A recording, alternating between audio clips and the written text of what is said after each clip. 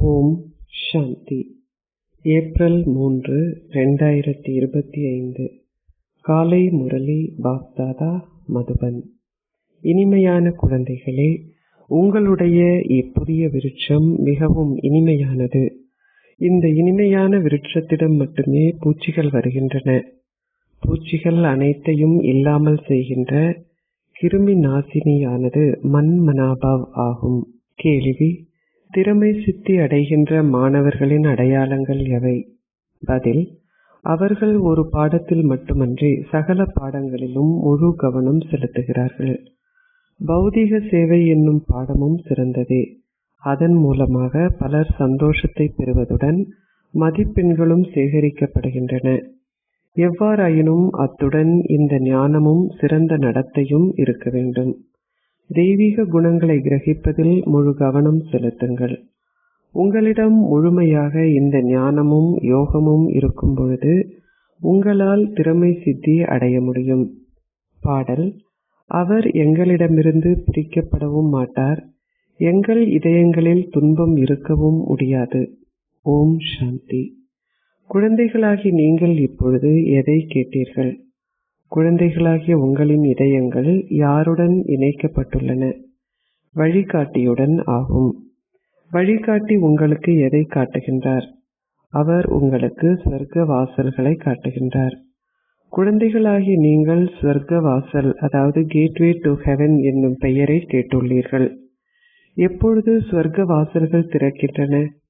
இது இப்பொழுது நரகமாகும். யார் ஸ்வர்க்க வாசல்களை திறக்கின்றார்? எப்பொழுது? குழந்தைகளாகி நீங்கள் மட்டும் இதை அறிவீர்கள். உங்களுக்கு சொர்க்கத்திற்கு செல்வதற்கான வழி தெரியும். ஆகையால் நீங்கள் சதா சந்தோஷத்தில் இருக்கின்றீர்கள். ஸ்வர்க்க வாசல்களின் மூலமாக மக்கள் எவ்வாறு செல்ல முடியும் என்பதை நீங்கள் சந்தைகளிலும் கண்காட்சிகளிலும் காட்ட முடியும். நீங்கள் பல படங்களை உருவாக்கி உள்ளீர்கள். பாபா கேட்கின்றார், இப்படங்கள் அனைத்திலிருந்தும் இவையே சொர்க்கத்திற்கு செல்வதற்கான வாசல்கள் என்பதை மக்களுக்கு விளங்கப்படுத்துவதற்கு எந்த படத்தை நாங்கள் பயன்படுத்த வேண்டும்? உலக நாடக சக்கரத்தின் படம் சொர்க்க வாசல்களை குறிப்பிடுகின்றது. அது சரியானதாகும். மேலே ஒரு பக்கத்தில் நரகத்தின் வாசலும் மறுபக்கத்தில் சொர்க்கத்தின் வாசலும் உள்ளது. இது முற்றிலும் தெளிவானது. ஆத்மாக்கள் அனைவரும் இங்கிருந்து மௌனதாமத்திற்கு திரும்பி ஓடுகிறார்கள். பின்னர் நீங்கள் சொர்க்கத்திற்கு செல்கின்றீர்கள். இதுவே வாசலாகும். முழு சக்கரத்தையும் வாசல் என்று அழைக்க முடியாது. மேலே எங்கு சங்கமயுகம் காட்டப்படுகிறதோ அங்கு ஆத்மாக்களாகிய நீங்கள் வெளியேறி பின்னர் புதிய உலகத்திற்குள் பிரவேசிக்கும் வாசல்கள் இருக்கின்றன. மற்ற அனைவரும் மௌனதாமத்தில் வசிப்பார்கள். இது நரகம் எனவும் அது சொர்க்கம் எனவும் கடிகாரத்தின் கரங்கள், அதாவது முட்கள் கடிகாரத்தின் முள் காட்டுகின்றன. இதை விளங்கப்படுத்துவதற்கு இந்த படம் முதற்தரமானது, அனைத்திலும் சிறந்தது. சொர்க்க வாசல் முற்றிலும் தெளிவாக உள்ளது. இவை புத்தியால் புரிந்து கொள்ளப்பட வேண்டிய விஷயங்கள். மற்ற பல சமயங்கள் அழிக்கப்பட உள்ளன. ஒரே ஒரு தர்மம் ஸ்தாபிக்கப்படுகிறது. நீங்கள் சந்தோஷதாமத்திற்கு செல்வீர்கள் என்பதையும் மற்ற அனைவரும் மௌனதாமத்தில் இருப்பார்கள் என்பதையும் நீங்கள் அறிவீர்கள். வாசல்கள் மிகவும் தெளிவாக காட்டப்பட்டுள்ளன. இச்சக்கரமே பிரதானமான படமாகும். இதில் சொர்க்கத்திற்கும் நரகத்துக்குமான வாசல்கள் முற்றிலும் தெளிவாக உள்ளது. ஒரு கல்பத்திற்கு முன்னர் சொர்க்க வாசல்களின் மூலமாக சென்றவர்கள் மட்டும் மீண்டும் அவ்வாறு செல்வார்கள். மற்ற அனைவரும் மௌன வாசல்களின் மூலமாக செல்வார்கள். நரக வாசல்கள் மூடப்பட்டு அமைதிக்கும் சந்தோஷத்திற்குமான வாசல்கள் திறக்கின்றன. இது ஒரு முதற்தரமான படம். திரிமூர்த்தியினதும் 2 பூகோளங்களினதும் இச்சக்கரத்தினதும் படங்கள் முதற்தரமான படங்கள் என்று பாபா எப்பொழுதும் கூறுகின்றார். அனைத்திற்கும் முதலில் வரும் எவருக்கும் இப்படத்தை விளங்கப்படுத்துங்கள். இதுவே சொர்க்க வாசல்களை காட்டுகின்ற படம். அது சொர்க்கமும் இது நரகமும் ஆகும். இப்பொழுது நரகம் அழிக்கப்பட்டு முக்திக்கான வாசல் திறக்கிறது. நாங்கள் இப்பொழுது சொர்க்கத்திற்கு செல்வோம். மற்ற அனைவரும் மௌனதாமத்திற்கு செல்வார்கள். இது மிகவும் இலகுவானது. அனைவரும் சொர்க்க வாசல்களின் மூலமாக செல்ல மாட்டார்கள். அங்கு அது தேவர்களின் ராஜ்யமாக மாத்திரம் இருந்தது. நீங்கள் சொர்க்க வாசல்களின் மூலமாக செல்வதற்கு இப்பொழுது தகுதியானவர்கள் ஆகியுள்ளீர்கள் என்பது உங்கள் புத்திகளில் உள்ளது. நீங்கள் கற்கும் அளவிற்கு ஓர் அதிபதி ஆகுவீர்கள். நீங்கள் எதற்காகவாவது அழுதால் அல்லது இறந்தால் பாழாகி விடுவீர்கள். சக்கரமே அனைத்திலும் அதிசிறந்த படம். அது புத்தியால் புரிந்து கொள்ளப்பட முடியும். ஒருமுறை படத்தை பார்த்ததும் புத்தியானது அதன் பிரகாரம் தொழிற்பட ஆரம்பிக்கிறது.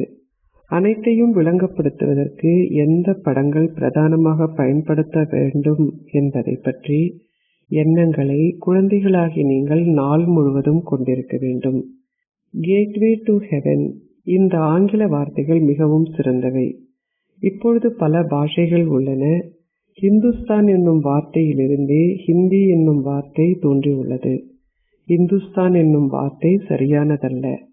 உண்மையில் அதன் உண்மையான பெயர் பாரதம்.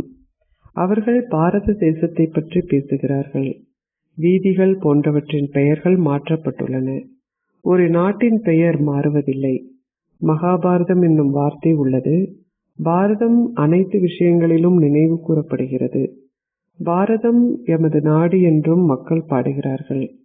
தங்கள் சமயம் இந்து சமயம் என்று கூறுவதால் தங்கள் மொழியை ஹிந்தி என்று அழைத்துள்ளார்கள். இது நியாயமல்ல. சத்யுகத்தில் உண்மையை தவிர வேறு எதுவும் இருக்கவில்லை. அணிவதற்கு உண்மையானவையும் உண்மையான உணவும் உண்மையான பேச்சும் இருந்தன. இங்கோ அனைத்தும் பொய்யானவை ஆகியுள்ளன.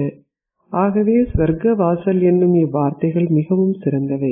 வாருங்கள், ஸ்வர்க்கத்திற்கு செல்வதற்கான வாசலை நான் உங்களுக்கு காட்டுவேன். பல்வேறு பாஷைகள் உள்ளன.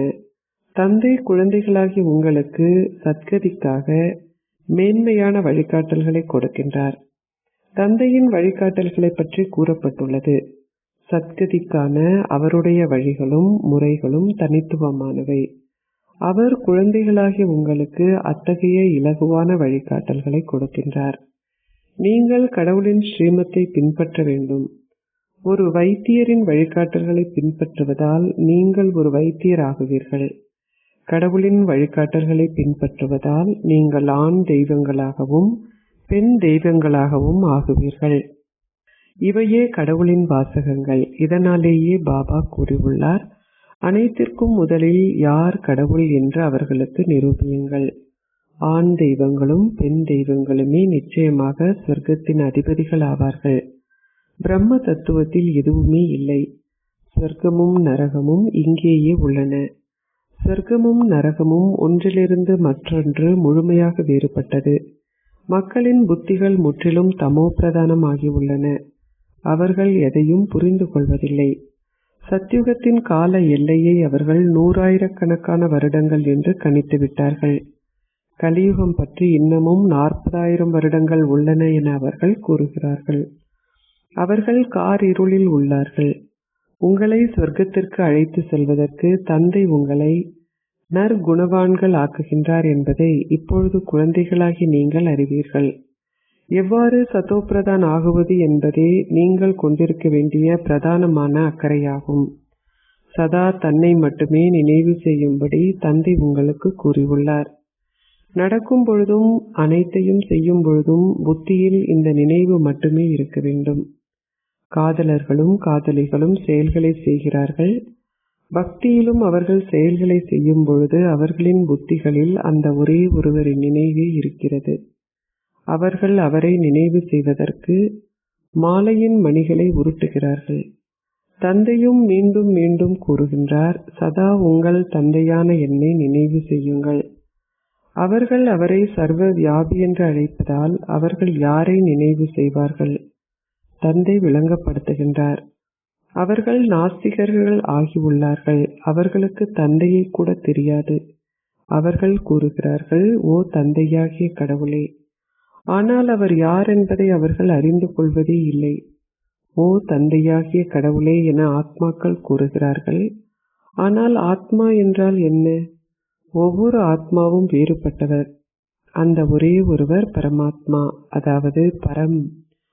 மேன்மையான பரமாத்மா என்று அழைக்கப்படுகின்றார். ஆத்மாக்களின் ஞானத்தை கொண்டுள்ள ஒரு மனிதரினும் இல்லை. நான் ஓர் ஆத்மா, இது எனது ஷரீரமாகும். ஆகவே இரு விஷயங்கள் உள்ளன. இச்சரீரம் பஞ்ச தத்துவங்களால் ஆக்கப்பட்டுள்ளது. ஓர் ஆத்மா அழிவற்ற ஒளி புள்ளியாவார். ஆத்மா எதனால் ஆக்கப்பட்டுள்ளது? அவர் சின்னம் சிறிய ஒளி புள்ளியாவார். சாதுக்கள், புனிதர்கள் போன்றோர் இதை அறிய மாட்டார்கள். இவர் பல குருமார்களை ஏற்றுக்கொண்டார். ஆனாலும் ஆத்மா என்றால் என்ன என்றோ அல்லது பரமாத்மாவாகிய பரமதந்தை என்றால் என்ன என்றோ அவர்களில் எவரும் அவருக்கு கூறவில்லை. அவர்கள் பரமாத்மாவை மட்டுமே அறியவில்லை என்பதல்ல, அவர்கள் ஆத்மாக்களையும் அறிய மாட்டார்கள். அவர் ஆத்மாக்களை அறிந்திருப்பின் உடனடியாகவே பரமாத்மாவை அறிந்திருப்பார்கள். ஒரு குழந்தைக்கு தனது தந்தையை அறியாமல் தன்னை மட்டும் அறிந்து கொண்டு உலகில் தொடர்வது எவ்வாறு சாத்தியம்? ஆத்மாக்கள் என்றால் என்ன என்பதையும் அவர்கள் எங்கு வசிக்கின்றார்கள் என்பதையும் இப்பொழுது நீங்கள் அறிவீர்கள். ஆத்மாக்கள் மிகவும் சூட்சுமமானவர்கள் என்பதையும் அவர்களை பௌதிக கண்களால் காண முடியாது என்பதையும் வைத்தியர்களும் புரிந்து கொள்கிறார்கள். ஆகவே அவர்கள் ஆத்மாவை ஒரு கண்ணாடி கூண்டில் பூட்டி வைத்தாலும் அவரை பார்ப்பது எப்படி சாத்தியமாகும்? உலகில் உள்ள எவரிடமும் உங்களிடமுள்ள இந்த ஞானம் இல்லை. ஆத்மா ஒரு புள்ளி என்பதையும் பரமாத்மாவும் ஒரு புள்ளி என்பதையும் நீங்கள் அறிவீர்கள். ஆத்மாக்களாகிய நாங்கள் தூய்மையிலிருந்து தூய்மையற்றவர்களாகவும் தூய்மையற்றவர்களிலிருந்து தூய்மையாகவும் மாறுகின்றோம். அங்கு தூய்மையற்ற ஆத்மாக்கள் வசிக்க முடியாது. அங்கிருந்து வருகின்ற அனைவரும் தூய்மையானவர்களே. பின்னர் அவர்களே தூய்மையற்றவர்கள் ஆகின்றார்கள். பின்னர் தந்தை வந்து அவர்களை தூய்மையாக்குகின்றார். இவையே அனைத்திலும் இலகுவான விஷயங்களாகும். ஆத்மாக்களாகிய நீங்கள் 84 பிறவிகளின் சக்கரத்தை சுற்றி வருகின்றீர்கள் என்பதையும் இப்பொழுது தமோ பிரதானம் ஆகியுள்ளீர்கள் என்பதையும் நீங்கள் அறிவீர்கள். நாங்கள் மட்டுமே 84 பிறவிகளை எடுக்கின்றோம். இது ஒருவர் மட்டுமே பற்றிய கேள்வி அல்ல. தந்தை கூறுகின்றார், நான் இவருக்கு விளங்கப்படுத்துகின்றேன், ஆனால் நீங்களும் கேட்கின்றீர்கள். நான் இவரில் பிரவேசித்துள்ளேன், நான் இவருடன் பேசுகின்றேன், நீங்கள் அதை கேட்கின்றீர்கள். இவரே ரதம். ஆகவே பாபா விளங்கப்படுத்தியுள்ளார், ஸ்வர்க்க வாசல் என்னும் பெயரை நீங்கள் எழுத வேண்டும். எவ்வாறாயினும் அதிலும் சத்தியுகத்தில் இருந்த தேவ தர்மம் இப்பொழுது மறைந்து விட்டது என்பதை நீங்கள் விளங்கப்படுத்த வேண்டும். அதை எவரும் அறிய மாட்டார்கள். கிறிஸ்துவர்களும் முதலில் சதோப்பிரதானமாக இருந்தார்கள். பின்னர் மறு பிறவி எடுப்பதால் அவர்கள் தமோ பிரதானமாகி உள்ளார்கள். நிச்சயமாக விருட்சம் பழையதாகிறது. இதுவே பல்வேறு சமயங்களுக்கான விருட்சமாகும். விருட்சம் பற்றிய கணக்கீட்டுக்கு ஏற்ப மற்ற அனைத்து சமயங்களும் பின்னர் வருகின்றன. இந்த நாடகம் ஏற்கனவே நிச்சயிக்கப்பட்டது. சத்யுகத்திற்கு செல்வதற்கு மக்கள் இலகுவில் ஓர் வாய்ப்பை பெறுவார்கள் என்பதல்ல, இல்லை. இந்த நாடகம் அனாதியாக நிச்சயிக்கப்பட்டது. சத்யுகத்தில் ஒரே ஒரு புராதன ஆதி சனாதன தேவி தேவதா தர்மம் மட்டும் இருந்தது. நீங்கள் சொர்க்கத்திற்கு செல்கின்றீர்கள் என்பது இப்பொழுது குழந்தைகளாகிய உங்களின் புத்திகளில் உள்ளது. ஆத்மா கூறுகின்றார், நாங்கள் தமோ பிரதானமாக இருப்பின் எவ்வாறு வீடு திரும்பி செல்ல முடியும்? நாங்கள் எப்படி சொர்க்கத்திற்கு செல்வது? அதற்காகவே சத்தோப்பிரதான் ஆகுவதற்கான வழிமுறையை தந்தை உங்களுக்கு கொடுத்துள்ளார். தந்தை கூறுகின்றார், நான் மட்டும் தூய்மையாக்குபவர் என்று அழைக்கப்படுகின்றேன். உங்களை ஆத்மாக்களாக கருதி தந்தையை நினைவு செய்யுங்கள். எழுதப்பட்டுள்ளது, கடவுள் பேசுகின்றார். கிறிஸ்துவிற்கு இத்தனை வருடங்கள் முன்னர் பாரதம் சொர்க்கமாக இருந்தது என்று அனைவரும் கூறுகிறார்கள். ஆனால் அது எவ்வாறு அப்படி ஆகியது என்பதையோ அதன் பின்னர் அது எங்கு சென்றது என்பதையோ எவரும் அறிய மாட்டார்கள். இப்பொழுது நீங்கள் இதை மிகவும் தெளிவாக அறிவீர்கள். இந்த விஷயங்கள் அனைத்தையும் நீங்கள் முன்னர் அறிந்திருக்கவில்லை. ஆத்மாக்களே நல்லவர்களாகவும் தீயவர்களாகவும் ஆகின்றார்கள் என்பது உலகில் உள்ள எவருக்கும் தெரியாது. ஆத்மாக்கள் அனைவரும் குழந்தைகள். அவர்கள் தந்தையை நினைவு செய்கிறார்கள். தந்தையே அனைவரினதும் அன்பிற்கினியவர். அனைவரும் அவருடைய காதலர்களே. அந்த அன்பிற்கினியவர் வந்துவிட்டார் என்பதை குழந்தைகளாகி நீங்கள் இப்பொழுது அறிவீர்கள். அவர் மிகவும் இனிமையான அன்பிற்கினியவர். இல்லாது விட்டால் ஏன் அனைவரும் அவரை நினைவு செய்ய போகிறார்கள்? பரமாத்மா என்னும் வார்த்தைகள் வாயிலிருந்து வெளிப்படாத ஒரு மனிதர் கூட இல்லை. அவர்கள் அவரை அறிந்து கொள்ளவில்லை என்பதுதான் விஷயம். ஆத்மாக்கள் சரீரமற்றவர்கள் என்பதை நீங்கள் அறிவீர்கள். ஆத்மாக்களும் வழிபடப்படுகிறார்கள். வழிபட தகுதி வாய்ந்தவர்களாக இருந்த நாங்கள் பின்னர் எங்களுடைய சொந்த ஆத்மாக்களை வழிபட ஆரம்பித்தோம். நீங்கள் பிராமண குலத்தில் முன்னைய பிறவியை எடுத்திருப்பீர்கள் என்பது சாத்தியமே. ஸ்ரீநாத்திற்கு போக் படைக்கப்படுகிறது, ஆனால் அதை பக்தர்களே உண்கிறார்கள். அவை அனைத்தும் பக்தி மார்க்கத்திற்கு உரியவை. தந்தை மட்டுமே சொர்க்க வாசல்களை திறக்கின்றார் என்பதை குழந்தைகளாகிய நீங்கள் விளங்கப்படுத்த வேண்டும். ஆனால் அவர் எப்படி அவற்றை திறக்கின்றார்? அவர் எப்படி விளங்கப்படுத்த முடியும்? கடவுள் பேசுகின்றார். ஆகவே நிச்சயமாக அவர் ஒரு ஷரீரத்தின் மூலமாகவே பேச வேண்டும். ஆத்மாவே ஷரீரத்தின் மூலமாக பேசுகின்றார். அத்துடன் கேட்கின்றார். பாபா எங்களுக்கு விவரங்களை கூறுகின்றார். விதையானவர் இருக்கின்றார். அத்துடன் விருட்சமும் உள்ளது. இது புதிய விருட்சம் என்பதை குழந்தைகளாகிய நீங்கள் அறிவீர்கள். படிப்படியாக வளர்ச்சி இருக்கும். உங்களுடைய இந்த விருட்சத்தை பல பூச்சிகள் தாக்குகின்றன. ஏனெனில் ஒரு புதிய மரம் மிகவும் இனிமையானது. இனிய மரங்களை மட்டுமே பூச்சிகள் தாக்குகின்றன. ஆகவே அவற்றின் மீது கிருமி நாசினி தெளிக்கப்படுகிறது. தந்தையும் உங்களுக்கு மிகவும் சிறந்த பூச்சி நாசினியாகிய மன்மனாபவை கொடுத்துள்ளார். மன்மனாபவ் என்னும் உணர்வில் உங்களை நீங்கள் ஸ்திரப்படுத்தாததால் உங்களை பூச்சிகள் உண்கின்றன. எதனிலாவது பூச்சிகள் இருப்பின் அது எவ்வாறு பயன்படும்? அது வீசப்படுகிறது. ஓர் உயர்ந்த அந்தஸ்துக்கும் ஒரு தாழ்ந்த அந்தஸ்திற்கும் மத்தியில் பெரும் வேறுபாடு உள்ளது. இனிமையான குழந்தைகளாகிய உங்களுக்கு பாபா தொடர்ந்தும் விளங்கப்படுத்துகின்றார். மிகவும் இனிமையானவர்கள் ஆகுங்கள். எவருடனும் உப்பு நீரை போன்று ஆக வேண்டாம். பாலும் சீனியும் போன்று ஆகுங்கள். அங்கு சிங்கமும் ஆட்டுக்குட்டியும் கூட பாலும் சீனியும் போன்று வசிக்கின்றன. ஆகவே குழந்தைகளாகிய நீங்களும் பாலும் சீனியும் போல் ஆக வேண்டும். எவ்வாறாயினும் அது ஒருவரின் பாக்கியத்தில் இல்லாது விட்டால் அவர் என்ன முயற்சிகளை செய்வார்? பின்னவர் அவர் தோல்வியடைகின்றார். உங்கள் பாக்கியத்தை மேன்மையாக்குவதற்கே ஓர் ஆசிரியர் உங்களுக்கு கற்பிக்கின்றார். ஓர் ஆசிரியர் அனைவருக்கும் கற்பிக்கின்றார். உங்களால் அந்த வேறுபாட்டையும் பார்க்க முடியும். குறிப்பிட்ட பாடத்தில் யார் திறமைசாலி என வகுப்பிலுள்ள மாணவர்களால் கூற முடியும். இங்கும் அவ்வாறே உள்ளது. பௌதீக சேவை என்னும் பாடமும் உள்ளது.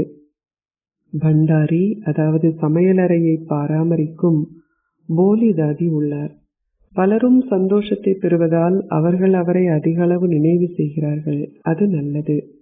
இந்த பாடத்திலும் நீங்கள் மதிப்பெண்களை பெறுகின்றீர்கள். எவ்வாறாயினும் திறமை சித்தி அடைவதற்கு நீங்கள் ஒரு பாடத்தில் மட்டும் கவனம் செலுத்தக்கூடாது. நீங்கள் பாடங்கள் அனைத்திலும் முழுமையான கவனம் செலுத்த வேண்டும். இந்த ஞானம் தேவைப்படுகிறது. நல்ல நடத்தையும் தேவைப்படுகிறது. அத்துடன் தெய்வீக குணங்களும் தேவைப்படுகின்றன. கவனம் செலுத்துவது சிறந்தது. எவராவது பண்டாரியிடம் வரும்பொழுது அவர் கூறுவார், மன்மனாபவாகுங்கள், சிவ பாபாவை நினைவு செய்யுங்கள். உங்கள் பாவங்கள் அழிக்கப்பட்டு நீங்கள் சொர்க்க அதிபதிகள் ஆகுவீர்கள். தந்தையை நினைவு செய்த வண்ணம் தொடர்ந்தும் மற்றோருக்கும் அறிமுகத்தை கொடுங்கள். இந்த ஞானமும் யோகமும் தேவைப்படுகின்றன. அது மிகவும் இலகுவானது. இதுவே பிரதான விஷயம். குருடருக்கு கைத்தடிகள் ஆகுங்கள். மக்களை கண்காட்சிகளுக்கு அழைத்து செல்லுங்கள்.